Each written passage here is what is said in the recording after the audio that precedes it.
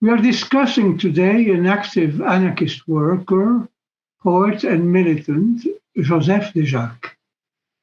In 1821, his year of birth, the memory of the French Revolution of 1789 was still alive, as well as Napoleon's reign.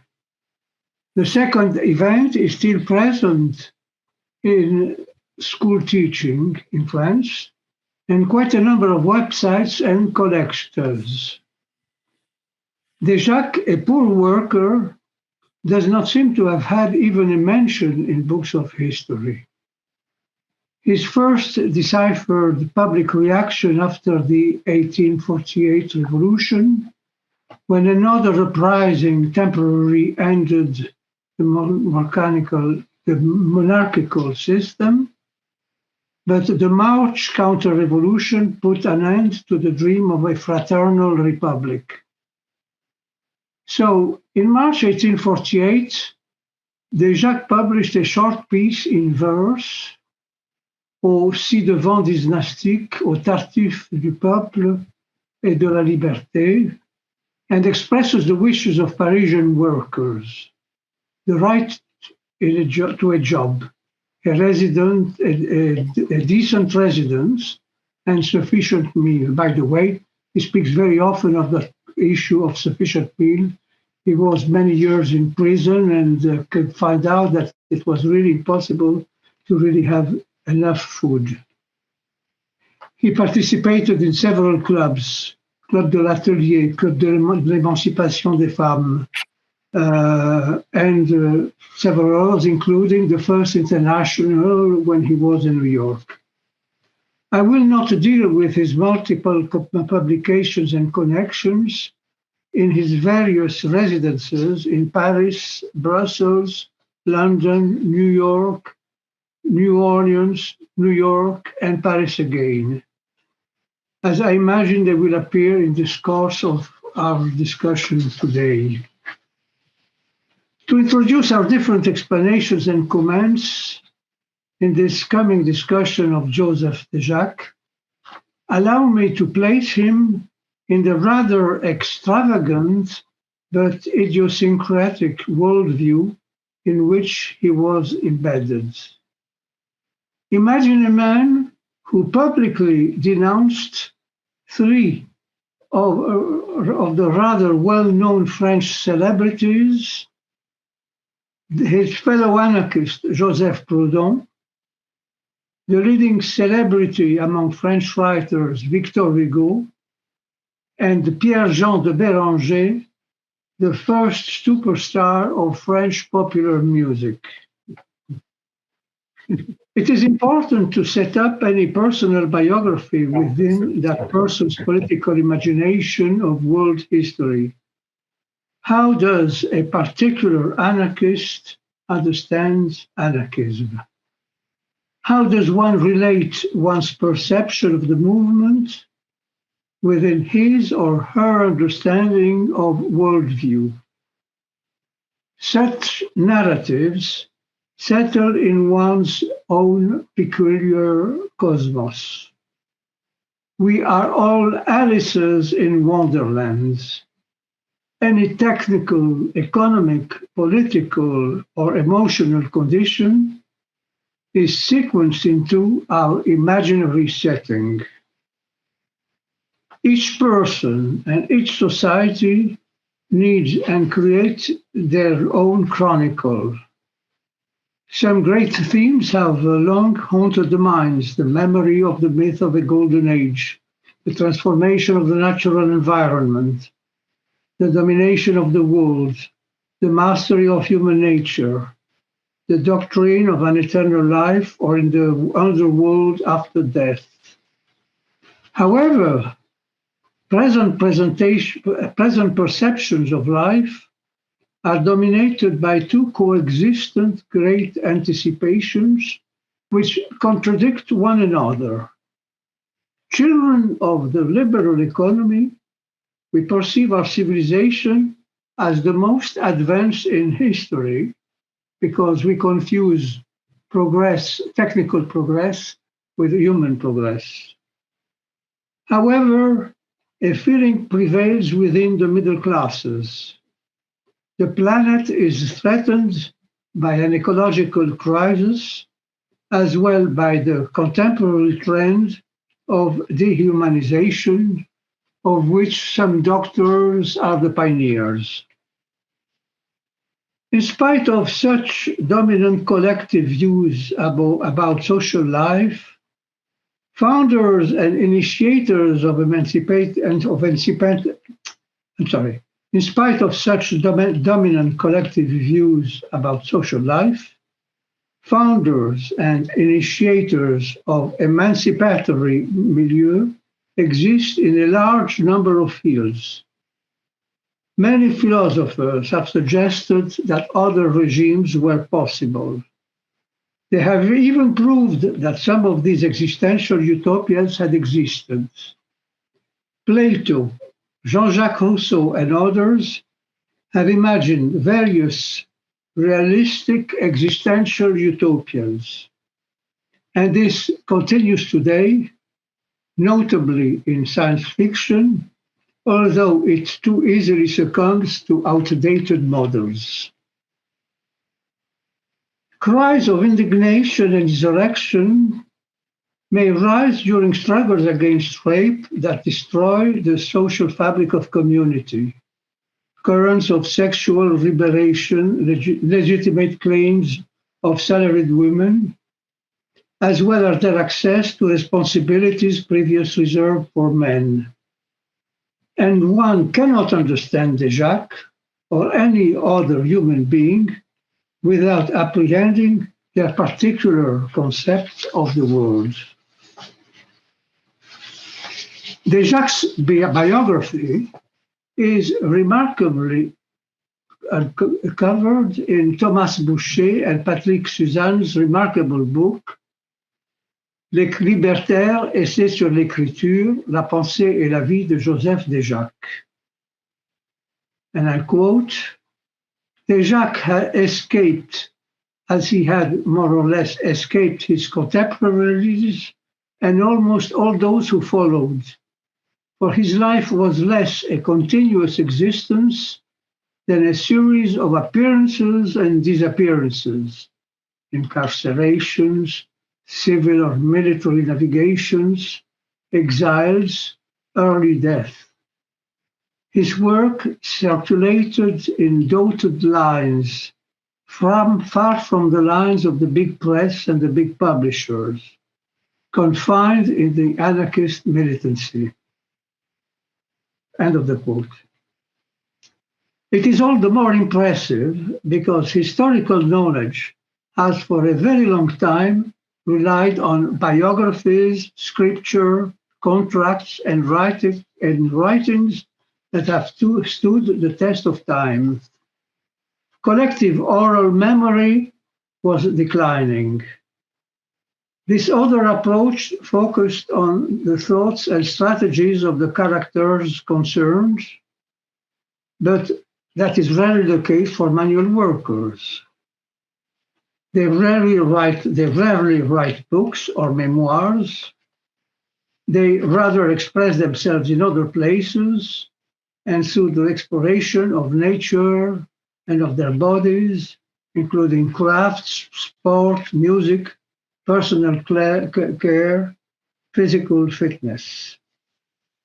Fortunately, ethnologists and other researchers today attach a great deal of importance to these different fields, both expression and forms of activity of the communities that sometimes we name the first societies, and more those of the contemporary world, including that of management. The discussion of anarchist currents is too often reduced to workers' ideas and aims in life. These are poor ways of understanding their world, and academic language is mostly understood as a war of words. They live in another universe. Yet, in spite of all its qualities, the book I mentioned before of Thomas Boucher and Philippe Samsoon do not explain how a boy like Joseph Déjacque only went to school until the age of 12. But long after his death, he has attracted poets, linguists, thinkers. And feminists have much to learn from his perception of women in those times. A work is required to understand the reactions of the circles and some of the major personalities among which he moved. Regrettably, historians are more busy writing hardcovers and papers back about Napoleon's battles rather than of life in prison of thousands of French who expressed their public opinion in those times. Fortunately, comic strips are now more common among the crowds than painters like Rembrandt. If we apply this model to anarchist currents, we should not be surprised by the unceasing multitude of distinctiveness that each thinker attributes to this value system. Members of anarchism don't belong to a party, but to a way of life and to values of international fraternity. Yet, each person, like each ecological niche, also has his or her own bifurcations. Yet, to place Déjacque in his times may create debatable descriptions. A recognized libertarian thinker, Gustav Landauer, resurrected that missing person with interesting but debatable comments, perhaps too much influenced by what was left after Déjacque's death at the Bicêtre Hospital in Paris, where he was considered to be a mental patient. Let me now mention a long quotation from Landauer, which I think is very interesting, important, and will perhaps inspire some of you. To place, all right, I'm sorry, here's the quotation. Misery, with this raw data, evokes quite eloquently, seems to have prevented Déjacque from getting down to the work that was perhaps closest to his heart, a mystical cosmology that for him was clearly linked to his anarchist writings. Charles Fourier's astronomical and social speculations clearly had the most lasting influence on him, even more than Proudhon. With overwhelming gratitude, he places this great figure, who has now become almost a celebrity, who is no longer known, right next to Socrates and Jesus. Obviously, he did not succeed in keeping this bold promise, but in other places, in the Humanist Fair, one of his most well-known books, in which the fundamental thought of this large-scale work is revealed, he has returned again to this mystical fantasy. He says there, and I quote this time Déjacque, "The stars, like the suns, roll in the azure waves and are worlds gravitating like ours in their vast orbits and with an animated plumage under their luminous lashes. All these globes circulating freely in the ether, tenderly attracted by these, gently repelled by those, all obeying only their passion, all these globes turning first on themselves, then grouping with other globes, and forming what is called, I believe, a planetary system, that is to say, a colossal circumference of globes traveling in concert with more gigantic planetary systems, and from circumference to circumference, and always unlimited spaces to carry out their progressive evolutions. Finally, all these globes of globes and their continuous movement can only give a spherical idea of the infinite and demonstrate by an argument without replication, an argument that can be touched with the eyes and the thought, that the anarchist order is the universal order. I now again continue with a quotation by Landauer. However, in L'Humanisphère, we learn so much from this cosmological mysticism that we can say the following. Déjacque is not only a precursor of Kropotkin, he also has ideas that are similar to those of Fechner, obviously without having knowledge of the latter's writings. In the opening of L'Humanisphère, he says that we know the physiognomy and physiology of this globe of ours, and he then continues. Okay, and I quote, I'm sorry for these long quotes, but they are the most important things in my talk. And I thought it's a quote from Déjacque. But it's a psychological organism of the world. Who took care of it? Nobody. Where is the seat of thought in her? Where is placed its brain? We do not know. And however, the globes, to be of a different nature from ours, are not less moving and thinking beings. Who knows if, for the terrestrial globe, which is also an animated being, and whose zoological study is so far from being completed, who knows if humanity is not the matter of its brain? And here we remember about what wrote later on about humans being conscious of nature.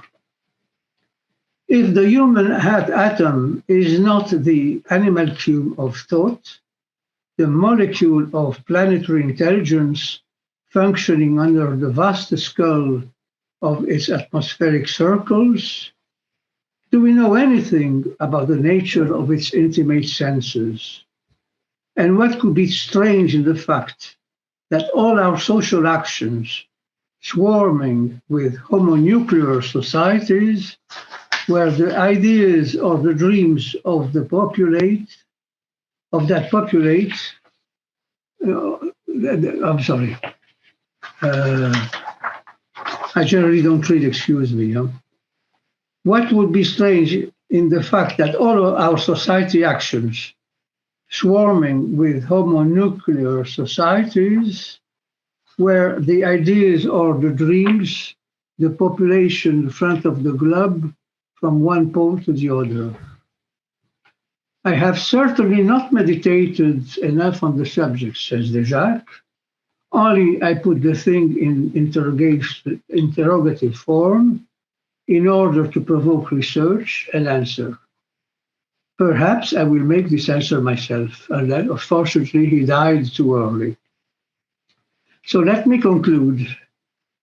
Perhaps we all have a special dimension.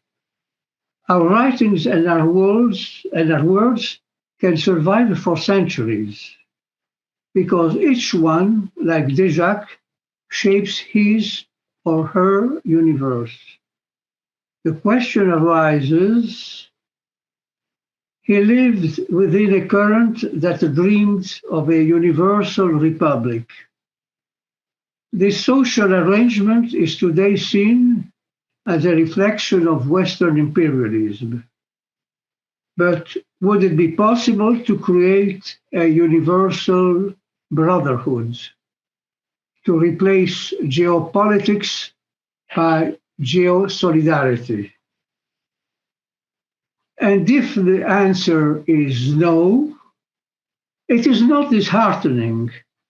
We know that everything is temporary. We therefore cannot say that it is impossible to, that what is impossible today will never be impossible. Thank you.